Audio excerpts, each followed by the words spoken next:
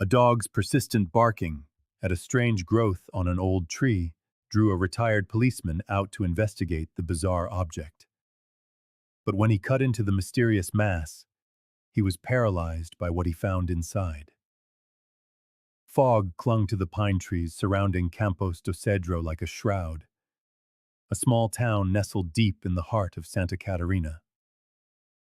It was here, far from the clamor of the city, that Marcos Nogueira had found the refuge he craved after decades of service as a detective. His wooden chalet, built on the edge of a dense forest, was simple but welcoming. Pine walls, a fireplace that was always lit during the harsh mountain winters, and a porch that offered a sweeping view of the valley below. The former officer lived in near-total solitude. His only companion was Rex, a formidable German shepherd with a dark coat and watchful eyes. The dog was more than a pet. He was a living, breathing inheritance from his daughter, Emma, who had been tragically taken from the world 5 years prior. The animal's presence was a source of both comfort and pain, a constant, loyal reminder of the void Marcos carried in his chest.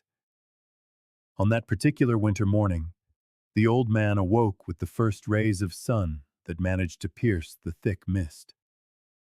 He brewed his coffee, strong as always, and watched from his window as a thin layer of frozen dew coated the yard. That's when he noticed something was wrong.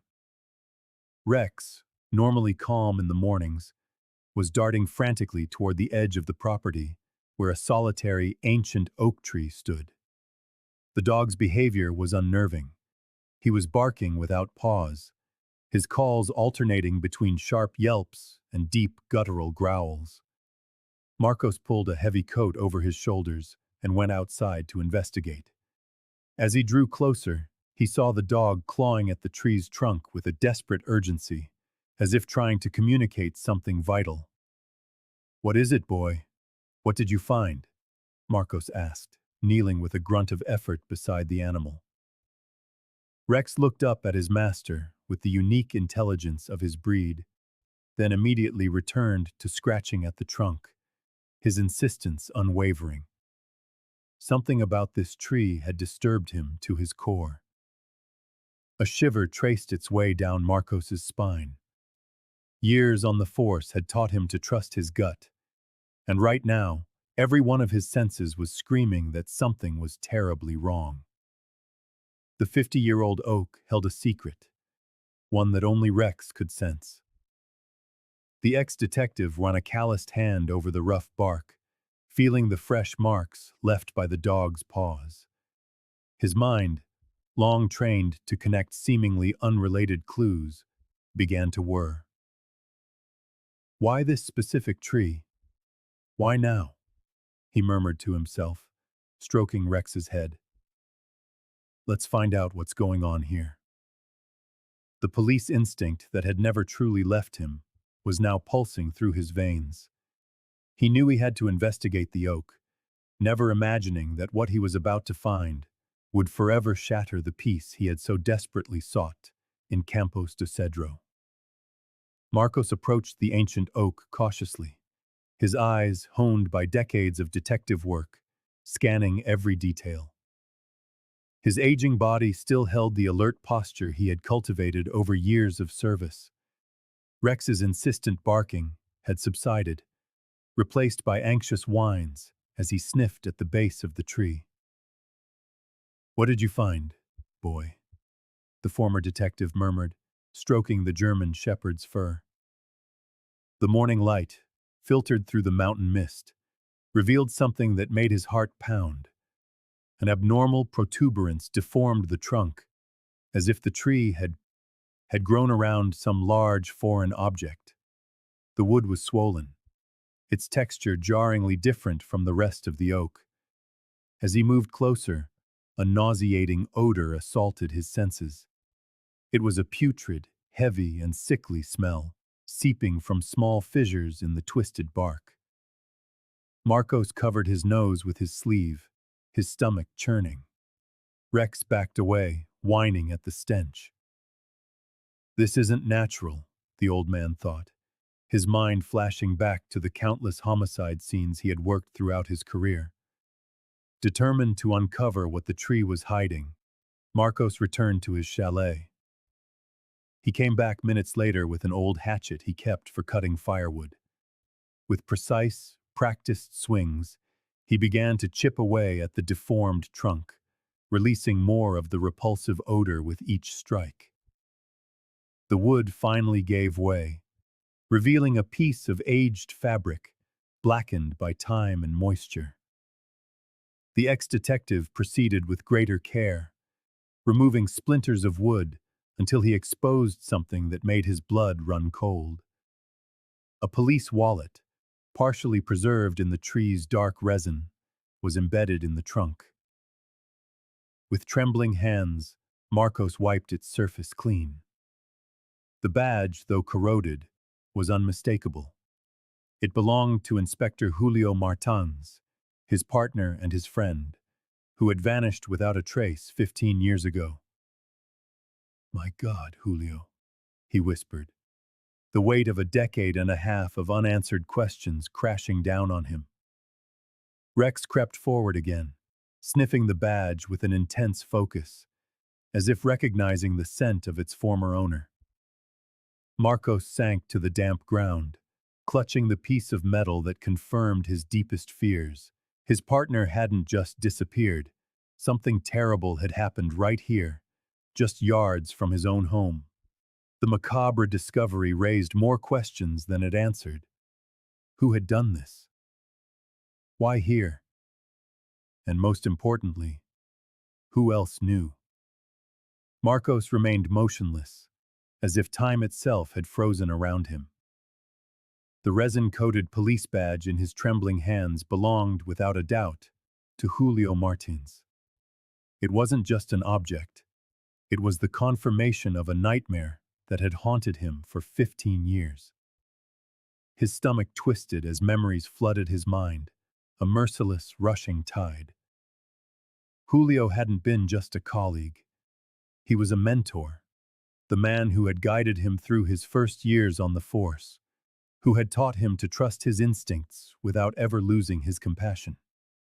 He remembered Sunday dinners at the Martins' home, where Julio's wife, Helena, always prepared her famous roast while the two officers debated cases and shared stories.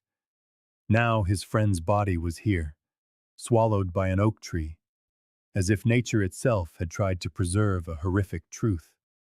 "So, this is what they did to you," he murmured, his voice thick with unshed emotion as he knelt on the damp earth. The cold mountain wind seemed to whisper accusations. Marcos had searched for months, chased every lead, and questioned every informant in Campos do Cedro. He finally gave up when his superiors shelved the case, classifying Julio as missing under unexplained circumstances. The guilt had been rusting him from the inside out ever since. Rex drew close, resting his snout on his master's arm. The shepherd, with his deep, knowing eyes, seemed to understand the gravity of the discovery. Marcos stroked the dog's head, a lump forming in his throat. The memory of his daughter, Emma, who had trained Rex with such love and patience, now intertwined with the raw pain of finding Julio. "You brought me here for a reason, didn't you, boy?" he said to the dog, who answered with a short, decisive bark. In that moment, Marcos understood. Rex's summons was no coincidence. It was as if Emma, somehow, was guiding him through this animal to solve the mystery that had tormented him for so long. The truth was buried here, along with his friend, waiting to be unearthed. The ex-detective rose to his feet, a new determination hardening his features. The ache in his old knees felt insignificant compared to the weight of the responsibility he now bore. This was no longer just about justice for Julio. It was a chance for his own redemption, a way to give meaning to his years of isolation and grief. "We're going to find out who did this to you, partner," he promised, tucking the badge into his pocket. I don't care how long it takes. Not even 15 minutes had passed since the macabre discovery when Marcos heard the unmistakable crunch of tires on gravel. A civil police vehicle emerged from the morning fog, parking with calculated precision near the oak tree. The speed of its arrival made the ex-detective's brow furrow. He hadn't called anyone yet. Delegate Carolina Andrade stepped out of the car with the ramrod posture that defined her. She adjusted her dark blazer and walked with firm, confident strides toward Marcos. Rex immediately took a defensive position put beside his owner, a low growl rumbling in his chest. Nogueira, I heard you found something disturbing, she said, her voice devoid of surprise. Her cold, efficient eyes swept over the scene, lingering for a moment on the gaping hole in the tree. How did you know so fast, Carolina? Marcos asked, his own eyes narrowing. She hadn't even asked what he had found. The delegate ignored his question, crouching to examine the remains. It seems we have a cold case coming back to life. Are you all right? This must be difficult for a retiree to handle after so much time away from the action. Her condescending tone did not go unnoticed. A chill crept up Marcos's spine, one that had nothing to do with the mountain air. The orchestrated arrival, the evasive answers, it all screamed that she knew more than she was letting on. I'll take it from here, Carolina declared, gesturing to the two officers who accompanied her. You look shaken, Marcos. Why don't you go back to your house? We'll take care of everything. The ex-detective nodded slowly, feigning compliance. Of course, delegate. I just need a moment. As Carolina stepped away to speak into her radio, Marcos watched how she expertly controlled the scene, directing her subordinates' attention away from certain details. She seemed more concerned with limiting access to the evidence than with preserving it. We need to seal this area immediately, she ordered her officers. And I want absolute discretion on this case. Marcos stroked Rex's head, the dog still tense and watchful of the newcomers. The old cop recognized the signs of an investigation that was compromised from the start. Something in Carolina's eyes, in the speed of her arrival and the way she sidestepped his questions, set off every alarm in his experienced mind. As he walked away with Rex, Marcos made a decision. He would not trust the investigation into his partner's death to her precinct. Now, more than ever, he would have to move with extreme caution. The game was just beginning, and he knew he wasn't the only one in this small mountain town who was keeping secrets. Marcos watched Delegate Carolina Andrade walk away, her hurried steps and clipped words on the radio confirming his suspicion. She was stalling. The moment her vehicle disappeared around the bend in the dirt road, he moved fast. With trembling hands, the ex-policeman retrieved not only Julio Martins's rusted badge, but also a hardcover notebook he'd found tucked beside it. It was partially deteriorated from the damp, but many of its pages were still legible. He concealed both items inside his worn-out coat. His instincts screamed at him not to trust the current force. The department has changed too much, he thought, patting Rex, who remained restless at his seton. The shepherd seemed to share his distrust, letting out a low growl. Back in his chalet, Marcos sat at the kitchen table and carefully examined the notebook. The yellowed pages were filled with the unmistakable handwriting of his old partner, but the notes were written in a cipher they had developed years ago, a private code for their most sensitive cases. His heart hammered against his ribs as he deciphered the first few lines. Suspect internal scheme. Vasconcelos involved up to her neck. Suspicious transfers to offshore accounts. Someone inside is facilitating. On another page, Trust no one but Marcos. If something happens to me, he will know what to do. A lump formed in his throat. 15 years ago, when Julio vanished, the official story was that he had fled with embezzled money. Marcos had never believed it, but consumed by the grief of also losing his daughter Emma, he had eventually retired. The notes went on, mentioning secret meetings, hidden recordings, and the names of local officials.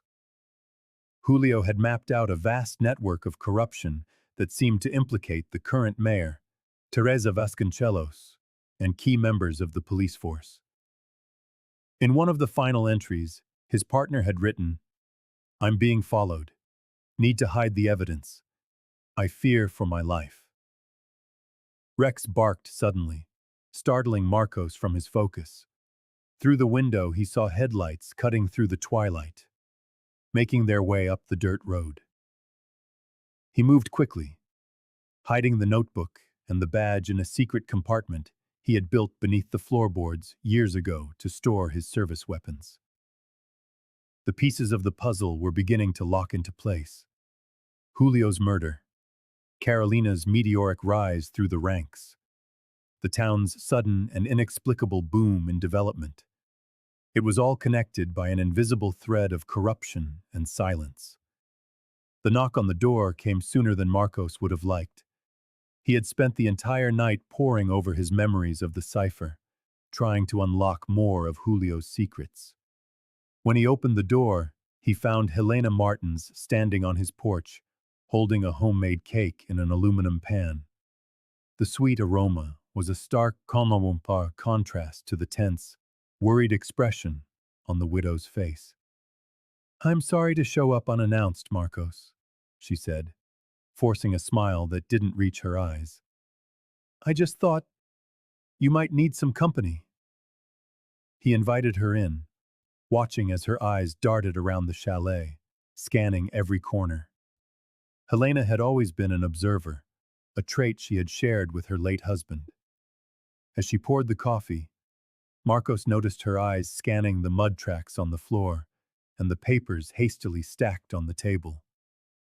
"You've had company," Helena commented, her voice belying its casual tone. "Carolina was here, wasn't she? I recognized the tire tracks from her patrol car on the road." Marcos hesitated, Rex standing beside him, ever vigilant. The widow placed her cup on the table, her eyes welling with tears. "They found something about Julio, didn't they? Please, don't lie to me." The silence hung heavy between them until Marcos finally nodded. "It's not official yet, Helena." She took a deep breath, like someone preparing to dive into icy water. 15 years, Marcos. 15 years of waiting for answers, knowing my husband would never have just walked away. The woman opened her purse and removed a small storage device. "I'm not just the weeping widow. Ever since Julio disappeared, I've been gathering information. Recordings of town council meetings, documents on suspicious bidding contracts, photos of the old police chief meeting with businessmen who were under investigation." Marcos stared at the object in astonishment. Helena had always seemed so fragile at official ceremonies, but now she revealed a resolve he had never seen.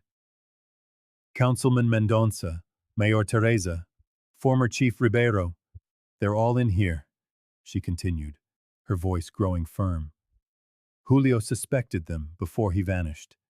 I continued his work in my own way." A lump formed in the ex-detective's throat. While he had isolated himself with his grief, Helena had faced her own loss by turning it into a purpose. "Why are you showing me this now?" She stroked Rex, who had moved closer as if sensing her pain. "Because I saw the police lights last night. Because I know you never gave up on finding the truth. And because if they found something on your land, we finally have a chance to get justice."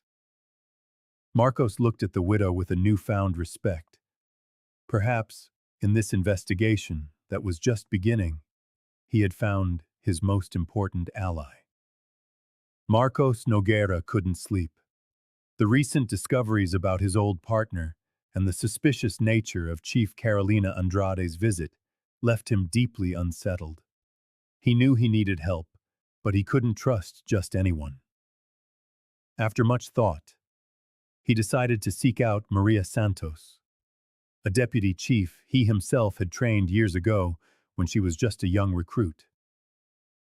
The ex-detective drove his car to a small cafe far from the center of Campos do Cedro, a discreet place where police officers rarely showed up. Maria arrived on time, dressed in civilian clothes to avoid attracting attention. Her eyes held a mixture of concern and curiosity. "I didn't expect to hear from you after all this time," she said, sitting down at his table. "It must be serious." Marcos nodded gravely. "I found Julio," he revealed in a low voice. "Or what was left of him, inside that old oak tree on my property." The young officer's face went pale. During her training, she had heard stories about the disappearance of Inspector Julio Martins, an unsolved case that still haunted the department. "Carolina is involved in this. I'm sure of it," the old man continued. "She showed up too quickly, asked all the wrong questions." Maria bit her lip, visibly torn. Her career was on the rise, but the ethical principles Marcos had taught her weighed more heavily. "What do you need from me?" she finally asked. The ex-detective pulled the notebook and the badge from his jacket. "We need to cross-reference these notes with the official records at the station. Julio was investigating something big." Over the next few days, the deputy chief discreetly accessed the police archives while Marcos worked to decode his partner's cryptic notes.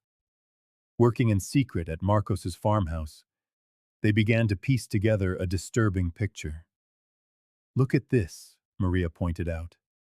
"All of these cases were closed by the same chief, always with witnesses who changed their testimony at the last minute." Marcos frowned. "And the dates matched the ones Julio marked in here." He was connecting the dots. As they dug deeper, they discovered unsettling patterns. The names of local businessmen, politicians, and even police officers appeared repeatedly, linked to inflated contracts and abruptly halted investigations. "We're dealing with something much bigger than I imagined," Marcos murmured, running a hand through his graying hair. "What if they're watching us now?" Maria placed a hand on her mentor's shoulder. "Then we have to be smarter than them. Julio deserves justice, and you taught me to never back down from the truth." Rex, lying nearby, lifted his head as if he understood the gravity of the situation. The animal seemed to sense that their search for justice had only just begun. In the days following the discovery of Julio Martins's body, Rex began to exhibit even more peculiar behavior. The German shepherd paced restlessly through the chalet, sniffing specific corners and letting out low whines, as if trying to communicate something urgent. Marcos Nogueira watched the dog's every move, recognizing patterns he hadn't seen in years. On a cloudy afternoon, while organizing the few pieces of evidence he had managed to hide from Chief Carolina, the ex-detective noticed Rex performing a specific sequence: sit, lie down, and then spin in a circle 3 times. The memory hit him like a lightning bolt. "My God, that's the search code," Marcos murmured, a lump forming in his throat. His late daughter Emma had trained the dog with special commands when she was a little girl, treasure hunting games that only the two of them knew. Rex was trying to show him something hidden. "Show me, Rex. Show me where it is," the old man commanded, his voice thick with emotion. The dog immediately ran to the chalet's porch, scratching insistently at a loose floorboard. Marcos knelt with difficulty, his old knees aching, and used a screwdriver to pry up the weathered plank. There, protected by waterproof plastic and buried a foot deep in the earth, was a metal box the size of a shoebox. With trembling hands, the ex-policeman pulled it from its hiding place. The box, though slightly rusted, was sealed and preserved. When he opened it, he found a set of cassette tapes, carefully labeled with dates and initials, along with an envelope of old photographs. Some showed Teresa Vasconcelos, the current mayor, in meetings with men Marcos recognized as drug traffickers investigated years ago. He knew everything, he whispered, stroking Rex's head. Julio hid this here before he disappeared. The German shepherd sat beside his owner, looking intently at him as if he understood the gravity of the discovery. Marcos examined each item with the care of one handling fragile relics. Among the tapes, one caught his eye. Scrawled on the side were the words, "For Marcos, emergency." A chill ran down his spine. His partner had anticipated that something might happen to him and had left behind a contingency plan. He needed to find a machine to play these recordings, something increasingly rare in this day and age. "You're incredible, old friend," he said, hugging the animal. Emma would have been so proud. Rex licked the old man's face as if sealing a silent pact between them. The hunt for the truth was just beginning, and now they had concrete proof to follow. Marcos carefully stored the material away and began to plan his next move. Night fell over the wooden chalet like a heavy shroud. Marcos Nogueira was bent over Julio's notebook, trying to decipher the last of the notes, when Rex's ears perked up. The German shepherd let out a low growl, his eyes fixed on the window. Marcos, his detective instincts still sharp, immediately killed the light. Through the fogged glass, he saw the beams of flashlights cutting through the darkness of the woods. This wasn't an official police visit. They moved stealthily, without sirens or announcements. With unsteady hands, the ex-detective hid the metal box and the other evidence back beneath the floorboards and retrieved his old service weapon. "They've found us," he whispered to Rex, who held a defensive stance. The door was kicked in with violent force. Two masked men burst into the chalet, guns raised. Marcos recognized one of them by his posture. He was the personal security guard for Mayor Teresa Vasconcelos. "We know you found the material, old man. Hand it over, and maybe we'll let you live a few more years," the taller one demanded, as they began ransacking drawers and cabinets. Marcos remained silent, sheltered behind the sofa. The radio communicator in his pocket buzzed discreetly. Maria Santos was listening in. When the second intruder got too close, Rex acted on instinct. The dog lunged with ferocity, leaping onto the armed man. A protective bark echoed through the chalet as his teeth sank into the assailant's arm. "Get this damn dog off me!" the man screamed. A gunshot split the air. Rex let out a sharp yelp that pierced Marcos's heart. The animal collapsed heavily onto the rug, blood seeping through his golden fur. "No!" Marcos's cry mingled with the sound of approaching sirens. "Let's go, the deputy is coming," one of the intruders warned. Taking advantage of the confusion, Marcos grabbed the hidden box and the notebook. With Rex in his arms, he escaped through the back, disappearing into the dense woods he knew like the back of his hand. The weight of the wounded animal slowed his escape, but he would not leave him behind. "Hang on, buddy," he murmured, feeling the dog's warm body tremble against his chest. Maria arrived minutes later with backup, only to find the chalet empty and bloodstains on the floor. Over the radio, she directed Marcos to the safe point they had previously arranged. In the darkness of the forest, the ex-detective pushed forward, silent tears streaming down his wrinkled face. Rex's breathing grew weaker with every step. The animal that connected him to his late daughter, Emma, the very same one who had uncovered the mystery of the oak tree, was now fighting for his life in his arms. "I'm not losing you too," Marcos promised, as the moon lit his path through the trees. "I won't." Rex's blood stained Marcos Nogueira's trembling hands. Under the faint moonlight, the ex-detective carried his faithful companion through the winding paths of the dense forest, the German shepherd's breaths coming in ragged gasps. The wound was severe. The bullet had torn through the animal's flank, and every step Marcos took felt like an eternity. "Hang on, partner," the old man whispered, his voice choked with emotion. "We're going to get help." But deep in his heart, Marcos knew it was too late. He found a small clearing among the trees and gently laid Rex down on a makeshift bed of leaves. The dog, even in his pain, kept his eyes fixed on his owner, as if to convey a silent message of loyalty.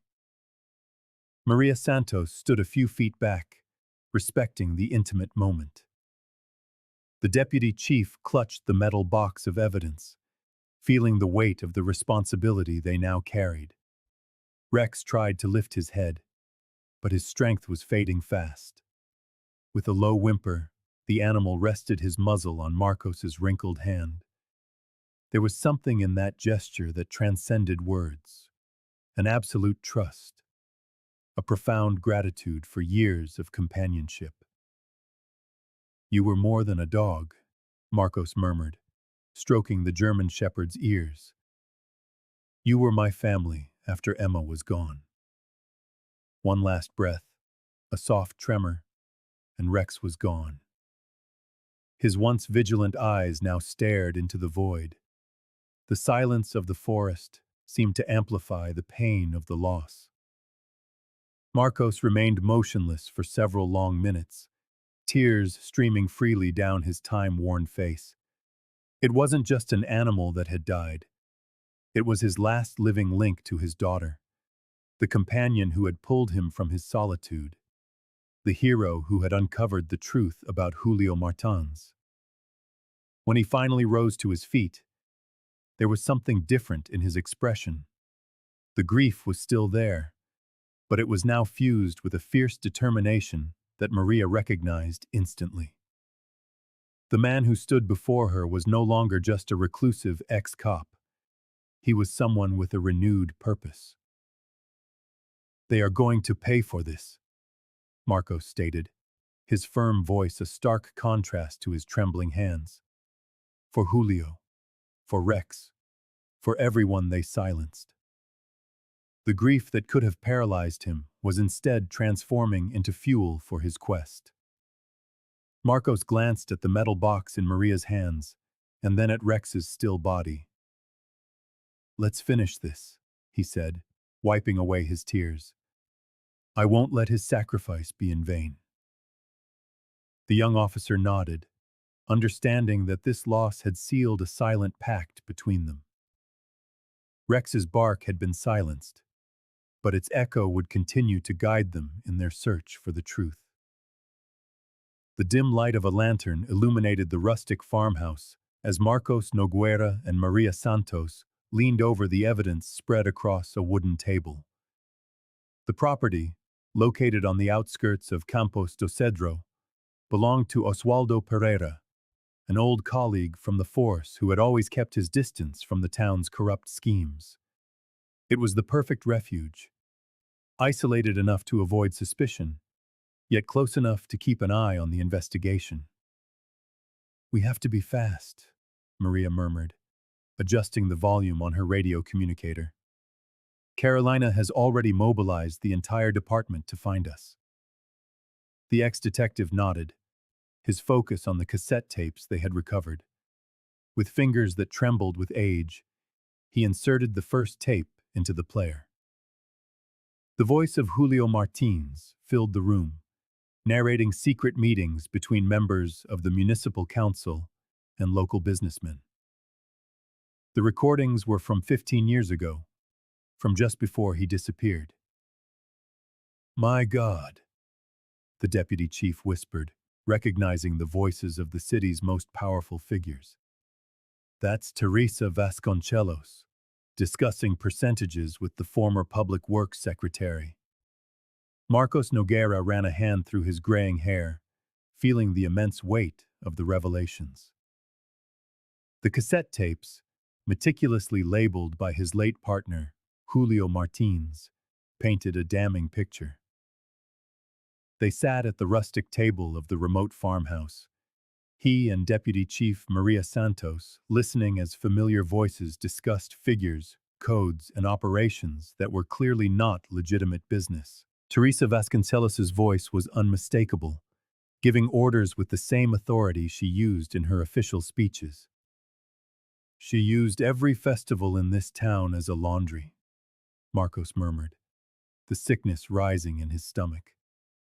The Pine Nut Fair, the Winter Festival, it was all a front. Maria nodded, organizing the documents Helena had brought. The photographs showed clandestine nighttime meetings in remote warehouses, suitcases of cash changing hands, and forged documents. Julio had meticulously documented a money laundering scheme that used cultural festivals and public works to funnel drug trafficking profits into the city's economy. The renovated plazas, the model schools, and the refurbished health clinics were all just a respectable facade for an operation that moved millions. Now I understand why my partner was silenced, the old ex-cop said, his voice cracking with emotion. He had discovered that the celebrated prosperity of Campos do Cedro was built on a foundation of organized crime. A yellowed folder contained reports on disappearances that were never solved. It wasn't just Julio who had been eliminated. Over the years, other opponents, journalists, and witnesses had also been silenced.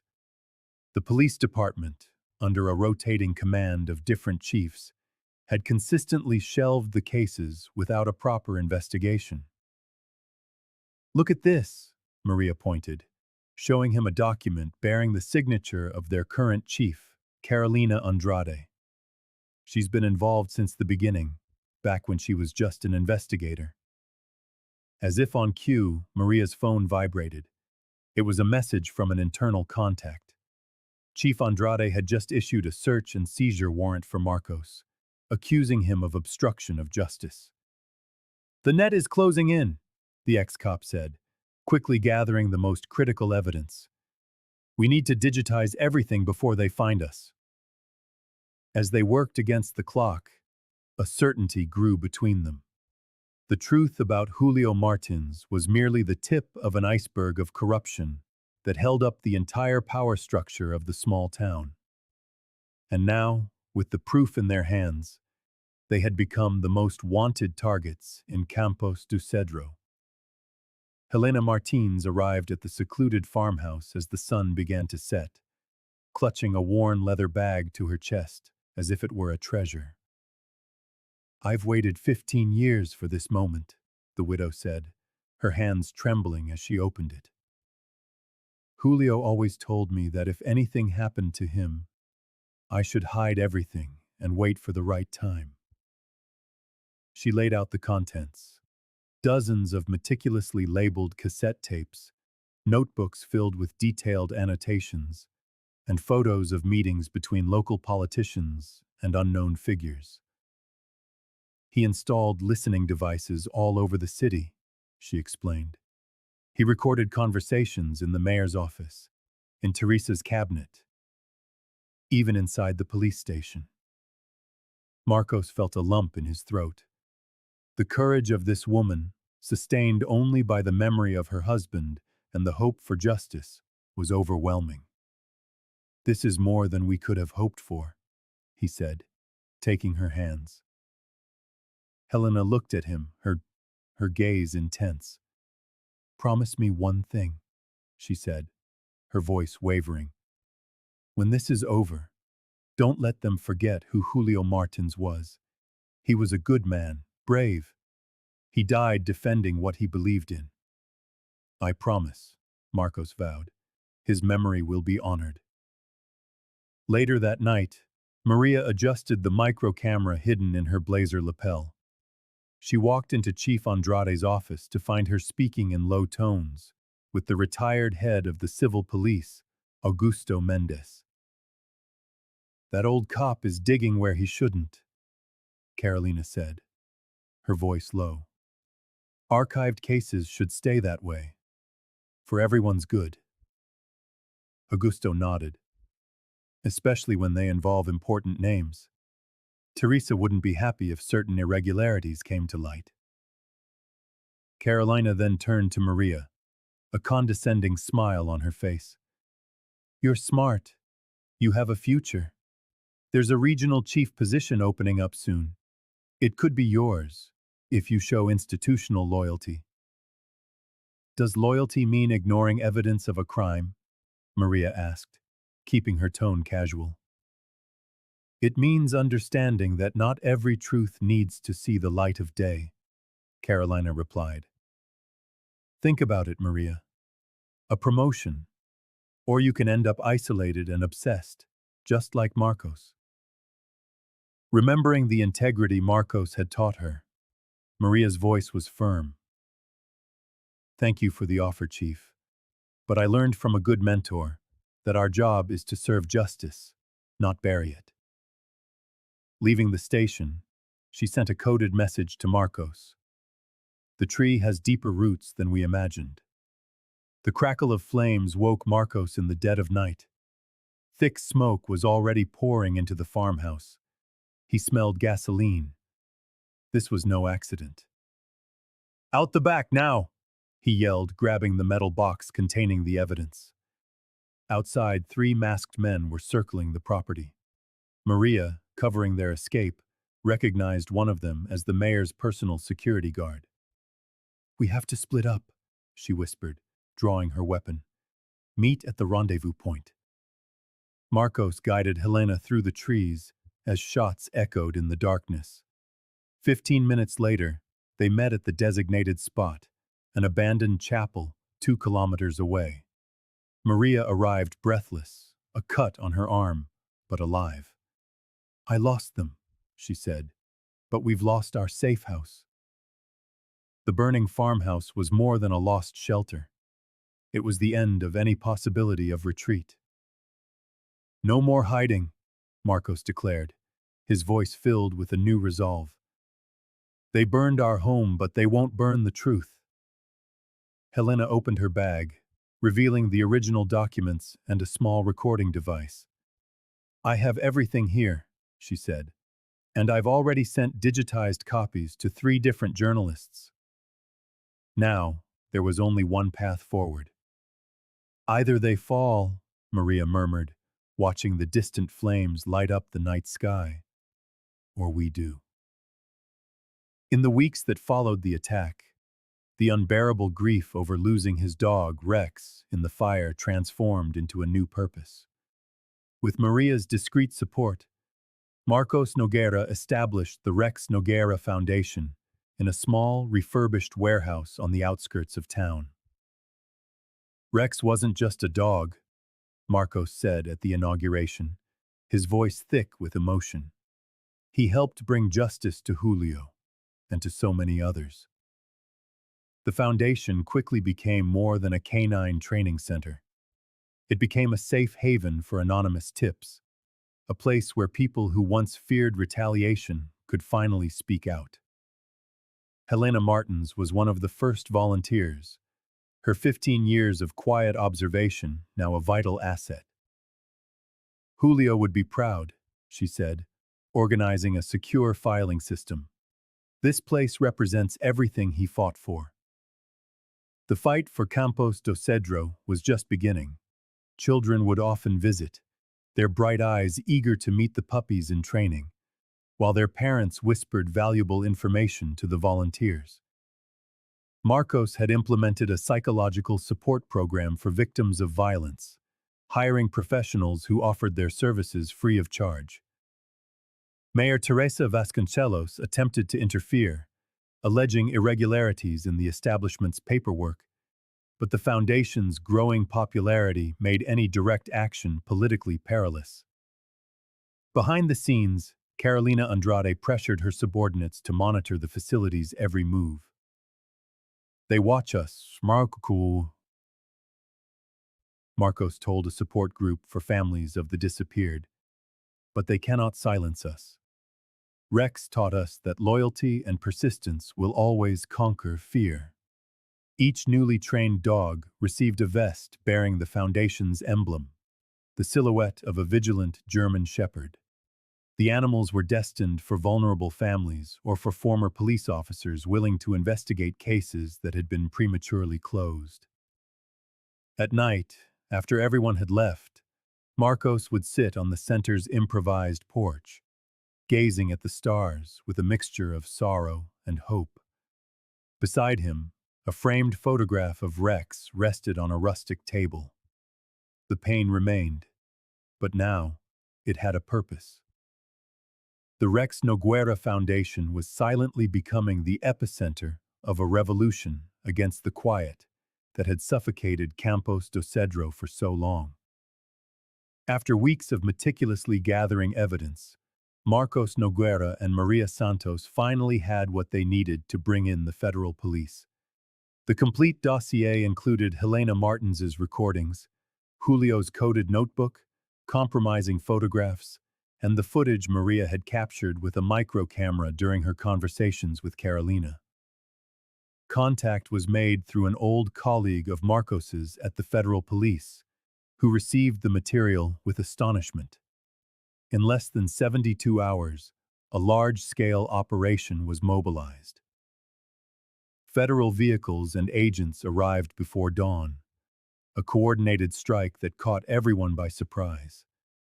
Chief Inspector Carolina Andrade was the first to be detained, still in her pajamas at home. Her face showed more indignation than shock, as if she could never believe her scheme would be uncovered. As they handcuffed her, her eyes searched for Maria, who was observing the operation from a distance. "You won't survive this, girl," Carolina hissed as she was led to the car. The young deputy inspector stood her ground, certain she had chosen the right path. At Mayor Teresa Vasconcelos's mansion, the scene was even more dramatic. The mayor tried to destroy documents, but was stopped by the agents.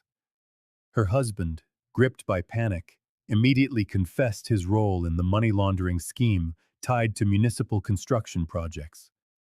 In total, 17 people were arrested that morning. 3 council members, 2 influential businessmen, 4 corrupt police officers, in addition to Teresa and Carolina. The network that had choked Campos do Cedro for over a decade was finally crumbling.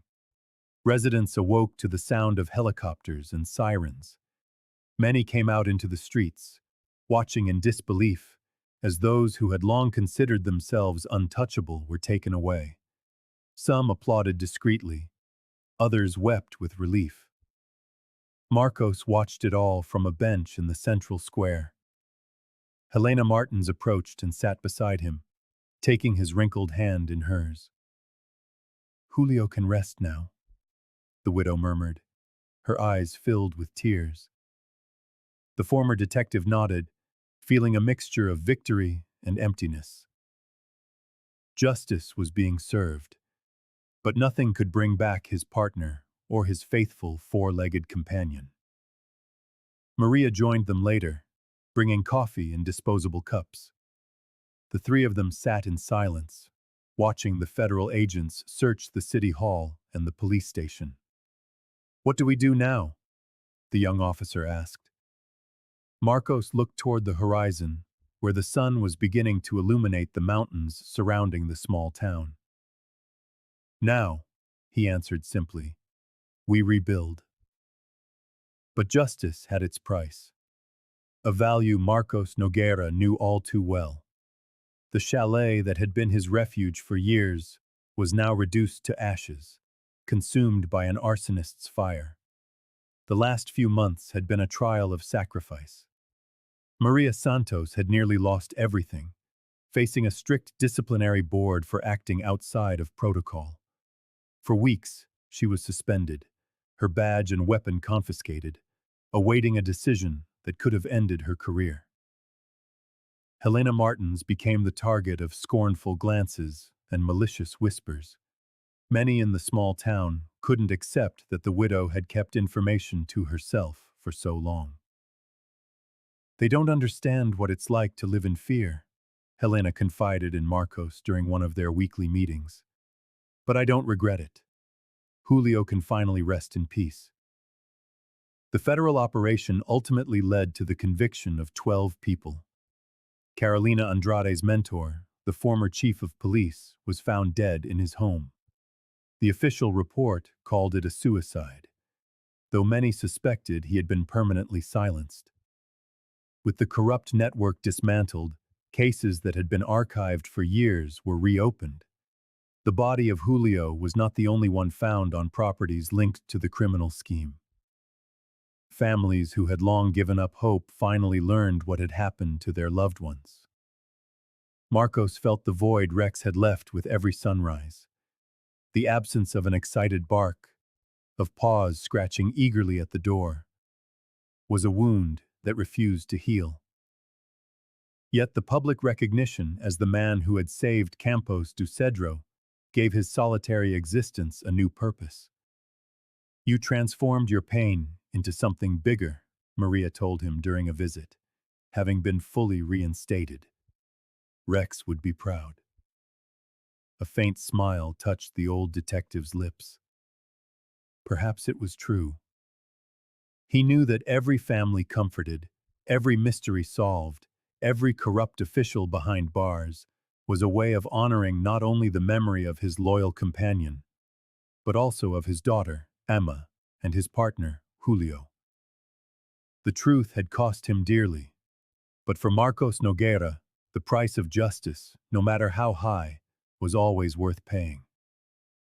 2 years later, the central square of Campos do Cedro was unrecognizable. Where there had once been silence and suspicion, children now ran freely between freshly painted benches. The small town breathed a different air, as if an invisible weight had been lifted from its collective shoulders. From his wooden bench, Marcos Nogueira watched the transformation. His old burned-out chalet had been rebuilt as the Rex Nogueira Memorial Center, a national reference for K-9 training and community investigation. Thinking about how one bark can topple an empire? Maria asked, handing him a coffee. Now the town's chief inspector, her crisp uniform was a stark contrast to Marcos's simple sweater. He smiled. Something like that. Helena Martins crossed the square, waving. Julio's widow now coordinated the foundation's support program for victims' families. In the center of the square, a new bronze statue stood on a pedestal, waiting to be unveiled. A German shepherd, forever poised and alert. The Rex Nogueira Foundation had grown beyond all expectations, a symbol of resilience and hope. Its legacy multiplied with every new dog trained, every family that found solace, and every child who learned about integrity. At a ceremony a year prior, a 9-year-old boy had read a poem that brought tears to Marcos's eyes. When a dog barks for the truth, the boy had said, we all must listen. As evening fell, Marcos stood up, feeling the weight of the years in his bones.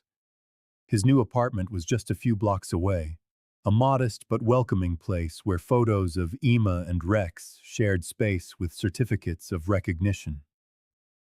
You know, Maria, he said as they walked together along the renovated sidewalk, sometimes I still wake up thinking I'm going to hear that bark. The chief inspector squeezed his shoulder gently. And you do, Marcos, she said softly. We all do. That night, as the old detective drifted off to sleep, he dreamed of his faithful companion running free through the fields. The echo of that first bark in the fog continued to reverberate, not just in the forests of Santa Catarina, but in the heart of a town that, inspired by one man and his dog, had learned never to be silent in the face of injustice.